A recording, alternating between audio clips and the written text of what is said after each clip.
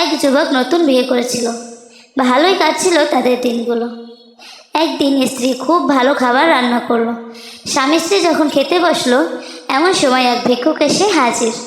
ভিক্ষুকটি খুব ক্ষুধার্ত ছিল এবং সে কিছু খাবার তাদের কাছে চাইল। স্বামী খুব রাগ করলেন এবং ভিক্ষুকটিকে অকথ্য ভাষায় গালমন্দ ও অপমান করে তাড়িয়ে দিল। অসহায় ভিক্ষুক আর কিছু না বলে চলে গেল। কিছুদিন পর স্বামী স্ত্রীর মাঝে খুব ঝগড়া হলো। এক পর্যায়ে তাদের ঝগড়া এমন হলো যে সংসার ভেঙে গেল।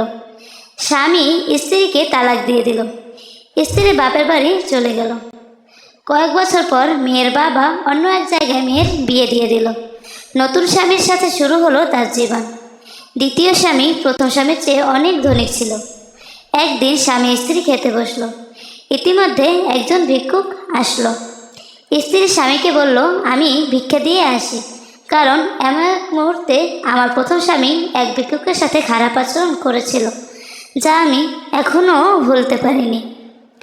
যখন স্ত্রী ভিক্ষা দিতে গেল তখন সে অবাক হয়ে গেল, কারণ তার সেই প্রথম স্বামী আজ তার সামনে ভিক্ষার পাত্র নিয়ে দাঁড়িয়ে আছে।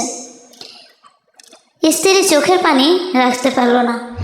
মেয়েটি তার দ্বিতীয় স্বামীকে বলল, আমি আপনাকে এক আশ্চর্য ঘটনা শোনাবো।